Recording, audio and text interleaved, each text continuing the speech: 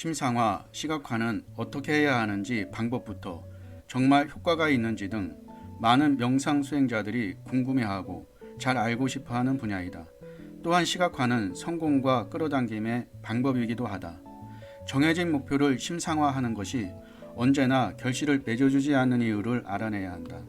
비전이나 비주류 심리학을 파고드는 사람들조차도 심상화에 100% 기대지는 못한다. 심상화 기법에는 간단한 것도 있고 어려운 것도 있다. 그것은 성공률이 저마다 다르다. 어떤 것은 듣고 어떤 것은 안 듣는다. 바딤 젤란드는 이렇게 말하고 있다. 트렌서핑의 심상화는 일반적인 의미의 것과는 사뭇 다른 것이라고. 트렌서핑의 심상화는 실제로 100% 듣는다. 그리고 심상화하고 있는 목표가 타인의 목표나 펜듈럼에 의한 목표가 되어서는 안 된다고 말하고 있다. 순수 의도를 가진 자신만의 목표여야 한다는 것이다. 바딤 젤란드는 심상화 기법을 세 가지로 분류하고 있으며 목표에 대한 욕망만을 가지고 결과만을 심상화해서는 안 된다고 얘기하고 있다. 트렌서핑에서는 심상화의 원리에 대해 목표를 향한 욕망이나 결과물 자체가 아닌 의도와 과정을 중시하고 있다. 트렌서핑 1에서 돈의 함정에 빠지지 않고 부자가 되는 방법, 가능태 공간 속 끌어당김 법칙을 공부했고, 이번 시간에는 리얼리티 트렌서핑 2에서 진짜 끌어당김 심상화 기법을 공부해 보겠습니다. 리얼리티 트랜서핑, 바딤 젤란드 지음, 박인수 옮김, 정신세계사 발행. 목표의 심상화, 의도와 과정이 중요하다. 트랜서핑에서 목표를 이루는 방식은 상식과 통념의 울타리 너머에 있다. 트랜서핑이 방법과 가장 근사한 목표 성취 방법은 목표의 심상화다. 기본적으로 그것은 원하는 바를 가능한 한 세밀하게 상상하여 그 심상을 머릿속에 늘 떠올려 놓는 것이다. 보통 사람들은 심상화를 시간 낭비로 여긴다. 사실이지. 걷는 사람이라야 길을 건너갈 수 있지. 백일몽을 꾸고 있는 사람은 건너갈 수 없다. 하지만 그야 어찌됐든 간에 목표의 정신적 상징물은 실제로 목표를 추구하는 과정과 똑같이 중요한 의미를 지니고 있고, 당신은 그것이 왜 그런지를 이미 알고 있다. 트랜서핑의 심상화와 일반적인 심상화 사이에 가장 근본적인 차이를 밝혀보자. 아시다시피 목표에 집중하는 것은 욕망이다. 목표를 향한 움직임에 집중하는 것은 의도다. 모든 행동을 추진시키는 배후의 힘은 의도이지 욕망이 아니다.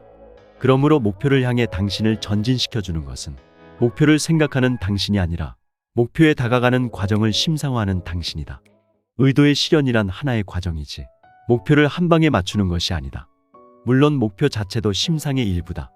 하지만 심상의 초점은 목표를 향해 다가가는 과정에 있다. 목표는 그것을 향해 다가가고 있는 당신의 뒤에 놓인 배경 그림일 뿐이다. 알려진 심상화 기법의 종류는 세 가지로 대별할 수 있다. 심상화의 첫 번째 종류는 꿈이다. 실질적인 측면에서 이것은 가장 효과가 미약하고 신뢰할 수 없는 종류의 심상화다. 꿈을 꾸는 것은 해롭지는 않아도 실질적인 쓸모가 없다. 꿈은 이루어지지 않는다. 백일몽을 꾸는 사람들은 대개 그 꿈을 실현시키는 데는 진지한 관심을 보이지 않는다. 꿈이 이루어지기를 진정으로 바란다고. 그것은 그들이 생각이다. 마음속 깊은 곳에서 그들은 그것이 실현되리라고 믿지도 않을 뿐더러 가지고 행동하려는 의도가 전혀 없다. 그들은 자신의 꿈을 머나먼 별처럼 바라본다. 심상화의 두 번째 종류는 필름이다. 영화가 아니라 당신 생각 속의 욕망의 필름 말이다. 머릿속에서 필름을 돌리는 것은 의도적인 과정인데 이것이 꿈꾸는 것과 유일하게 다른 점이다. 여기에는 행동하고 가지고자 하는 의도가 있고 그 행동 중 하나는 필름을 봄으로써 욕망의 실현을 심상화하는 것이다. 예를 들어 당신은 집을 가지고 싶어서 일정 방식에 따라 구석구석 세밀하게 그 모습을 그려본다. 당신은 머릿속에 그 집의 모습에 관한 완전히 혹은 거의 선명한 그림을 가지고 있고 그 이미지를 낮 시간 동안 늘 품고 있다. 당신이 이 일을 아주 훌륭하게 잘 해냈다고 하자. 그러면 사람들은 당신의 소망이 이루어질 것이라고 생각할 것이다. 당신은 무엇을 얻을까? 그것은 길가의 다른 사람의 집이든가 아니면 영화 속의 집일 것이다. 당신은 주문한 대로 얻는다. 어쨌든 당신은 집의 모습을 심상화하려고 정직하게 노력했다. 하지만 웨이터에게 그것이 당신의 집이라고는 어떤 식으로든 설명하지 않았다.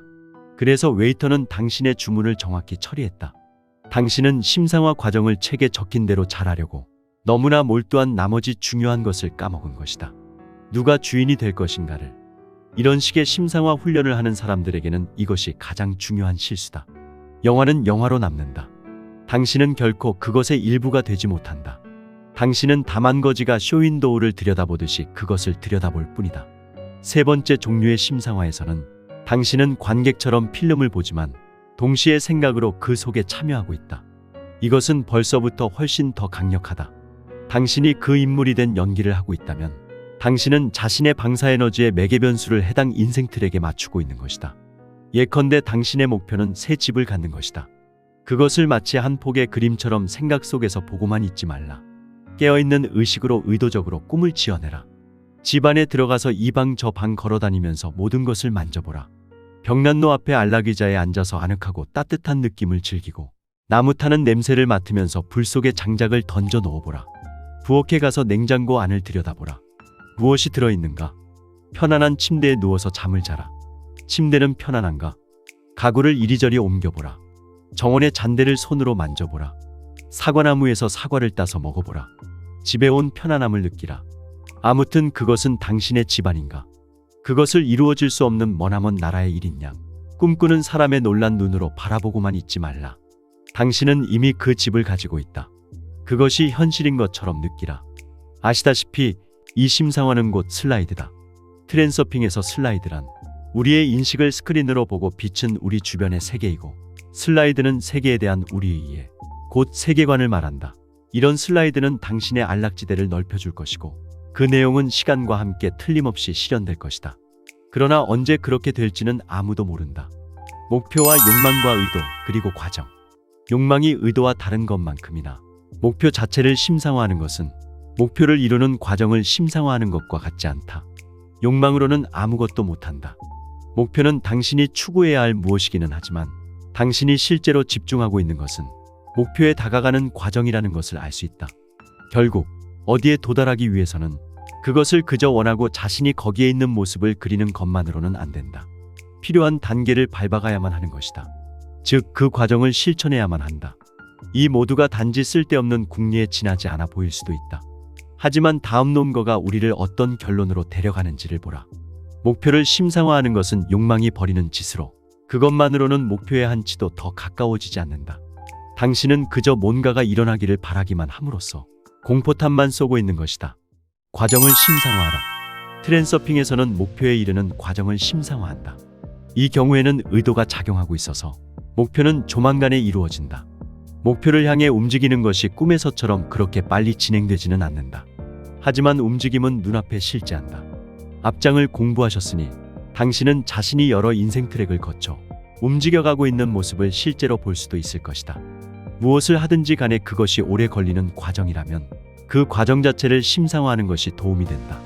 그것이 창조적인 일이어서 최종 목표를 구체적으로 예측할 수 없는 경우에는 심상화가 특히 유용하다. 과정을 심상화함으로써 우리는 무엇을 알게 될까? 당신은 상황에 적절한 심상화 방법을 어려움 없이 발견해낼 것이다. 비결은 목표만을 생각하는 것이 아니라 그것이 태어나고 자라서 완성되어가는 과정도 그려가는 데 있다. 작품이 제 스스로 완성되어가는 것을 상상하는 것이 아니다. 그것을 창작해내는 것은 당신이다. 그것은 당신의 손안에서 완성되어 간다. 당신은 작품을 창작하고 동시에 그것에 감탄한다.